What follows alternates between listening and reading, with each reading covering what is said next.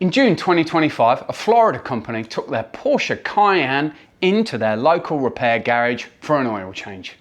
Just shy of 5 litres worth of oil, a new filter, and the job done in about 20 minutes. Now the customer left with a new clean engine, however, an oil light that wouldn't go off. 11 months later, and that single oil change becomes the basis of a class action against Porsche that could affect every Cayenne, Macan, 911 that has been sold in the United States over the last 5 years. And this could potentially impact Porsche's electric vehicles as well, even though this story starts off with a simple oil change. I'm Scott, this is Outlaw Garage, and today we're asking a question that us air-cooled guys never had to ask. Do you actually own your Porsche, or are you just renting it? Because if you can't fix it, I don't think you really own it.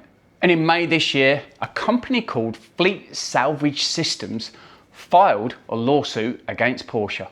They're arguing that Porsche fundamentally engineered a monopoly that quietly took away Porsche ownership from every modern Porsche buyer in America.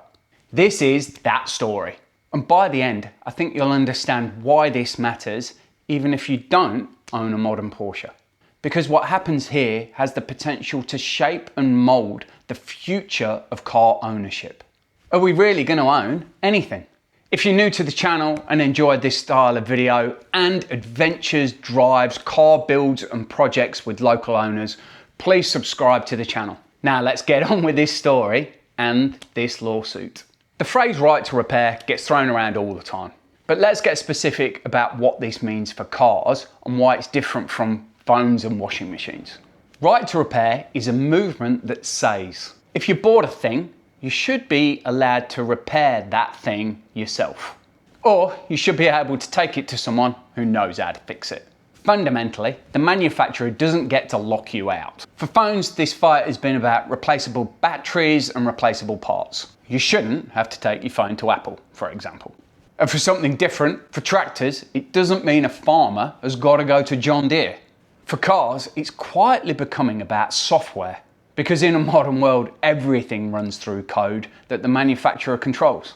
In 2014, US automakers signed a voluntary agreement saying that they'd share diagnostic tools with independent shops. But some luxury brands like Porsche, Mercedes, BMW, Audi have always carved out functions that can only be changed or unlocked by the dealership. The question in 2026, with cars basically being computers on wheels, has that carved out function become a monopoly? Because here's the thing, there's a big difference between we make the parts and we own the keys to your car. And that is fundamentally the line the lawsuit is asking the courts to draw. If you grew up in an air-cooled era or have an air-cooled car, this is probably going to feel a little bit personal. So let me walk you through this. Air-cooled cars, be it a 964, 993, an old Porsche 911 SC, or even a 912, Porsche genuinely expected you to work on these cars. The factory manual, in fact, for a Porsche 911 SC has 28 pages on a clutch swap. No software, no security gateways, no proprietary tools, just a feeler gauge and a 13mm socket. As you might have seen on some of the videos, I've done an engine swap on my RWB. 911 SC engine out, 964 engine in. It's one of the fundamental building blocks of the Porsche culture and scene. You work on your cars and you modify your Porsche.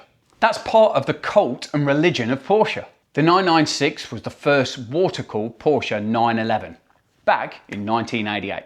And you could still work on most of it. The 997 and the 991, mostly serviceable. But somewhere around 2012, Porsche started locking down some of their functions within their own specific Porsche tool, the PIWIS. Now this PIWIS tool is a tablet which runs the Porsche diagnostic software. This tool on its own costs just slightly over $6,000. And let's face it, homeowners aren't going to be up for paying that price for that tool, never mind independent shops. And without it, you are locked out of some of the functions in a modern Porsche. For example, You can't reset the service interval. You can't code in a new battery. Can't program a new key. And it turns out you can't reset your oil light, which is what this story all started from. For a 2025 Cayenne, an oil change, the simplest of car services, has to be performed by a dealership. That's not the same world as the air-cooled 911s. This is a completely different deal. So, how did we get here? Well, three things happened in parallel. Firstly, cars just got more complicated. Modern emissions, safety systems, drive-by-wire, software in and on everything. And to be absolutely fair, some computer assistance is absolutely needed in a modern car. Secondly, security. Cars are getting stolen left, right and centre, and companies locked down systems. Reasonable on the surface. And thirdly, which the lawsuit really focuses in on, is that Porsche extended this lockdown much further than just security. The plaintiff in this case argues that resetting an oil light is not a security issue. It's just a routine maintenance function. There's no reason that this should require a dealer-only tool, with the exception that Porsche wants the dealer-only revenue. So the complainant states, the Porsche repair restrictions deprive the owner of repairing their own vehicle or taking their Porsche to their preferred mechanic for repair, and forces the driver to spend more money on repairs, maintenance and parts. And that's the heart of it. Porsche could let any qualified shop do the oil change, but they've chosen not to. And the lawsuit is calling that an antitrust violation. So here's what we know about the case that was filed on the 9th of May 2026. The plaintiff is Fleet Salvage Systems out of Florida, and it's been filed with the US federal court. And this covers every Porsche sold in the United States from the 1st of January 2021 onwards. And the claim, this is a bit of a mouthful, monopolisation of the repair services market under the US antitrust laws. And Fleet Services aren't an upset enthusiast. They are a company that runs a fleet of vehicles, which is interesting because they're not an enthusiast wanting to do a clutch change or a service in their driveway. They are fundamentally looking at this from a business perspective. This is a company looking at the operating costs of their organisation. They're running a business, and these software locks are forcing them to spend more money on their fleet than they need to. It's definitely a stronger legal angle and much harder for Porsche to dismiss because it's not just one cranky owner. The triggering event happened on the 6th of June 2025. Fleet Salvage took one of their Porsche Cayennes to the Tyre Kingdom for what they thought was a simple oil change. Mechanical work, fine, no problem at all. Oil light, reset, now that's locked out.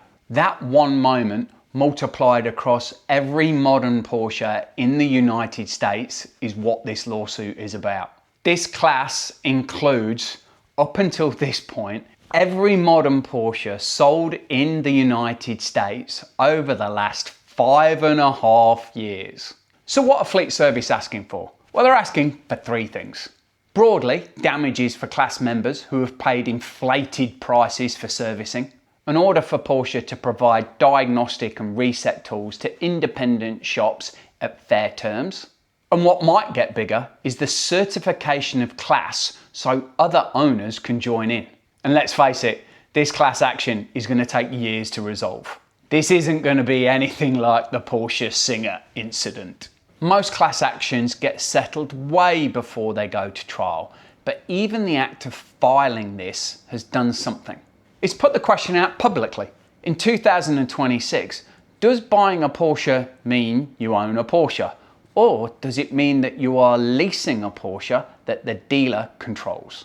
If you own a Porsche from 2021 or onwards, this is important because you already may be part of the class. If you paid a dealership for an oil light reset, battery recode, TPMS, a key fob, any of that, those receipts are going to be really important. If you own an air-cooled Porsche or a pre-2012, let's say Porsche, it is still important because the resale market is watching. the harder it gets to maintain a modern Porsche without dealership support, the more independent, friendly, older cars hold their value. The air-cooled 911 SC or 964 that was bought many years ago will be in good hands. The Porsche 992 in 10 years' time might be a completely different conversation. If you're a Porsche fan watching from anywhere else in the world, this is still important because what Porsche do sets the tone globally. And let's not think Porsche are on their own, either thinking about this or doing this. If Porsche loses this case, Mercedes, BMW, Audi, they will all make changes right in the background very quietly. But if Porsche wins, prepare for the big lockdown. So being an air-cooled guy and a recent owner of a 997, let me tell you where I sit with this for what that's worth. I think there's a line. Some things in a modern car do need to be locked down. Coding immobilizers, resetting crash data modules, OBD information that genuinely might help a new buyer of the car. Anything that is really a safety component as well really does need to be locked down, I believe. It just ticks the sensible box. Let's keep the car safe and secure from being stolen. But an oil light reset on a Cayenne, it's just a counter. It tells the car that the oil is new. We're not saving the world by locking people out of that code. You shouldn't require a trip to the dealership or a $6,000 plus tablet to reset that light. Porsche have been building a religion and a brand around this is your car to be driven, enjoyed, and for you to basically tinker with. That story doesn't survive if the dealership are the only people allowed to touch that car. It'll be interesting to see if this does actually go to trial, because the answer that comes out will tell us what kind of brand Porsche really want to be. If this matters to you, drop a comment below with your dealership experiences. What have a dealership done and charged you that genuinely an independent shop could have either done better or cheaper? Drop a comment, let me have a read, because I'm interested in this. I've got some stories of my own as well, which I might save for another video. One of them being a Porsche dealership $55,000 quote for a job, which an independent shop did for $350. If you're a Porsche owner that wants to track your servicing, modifications, receipts, mileage, well, have I got something for you? I've been working on an app for my own cars. I'll put a link in the description. I am currently signing up some beta testers. So click on the link below, come join the beta testing team and let me know what you think of the app. It is just on the computer at the moment. However, it is coming to a phone near you very soon. If you've enjoyed the video, slam the like button, subscribe to the channel, and again, join the beta testing team, and I will see you in the next video.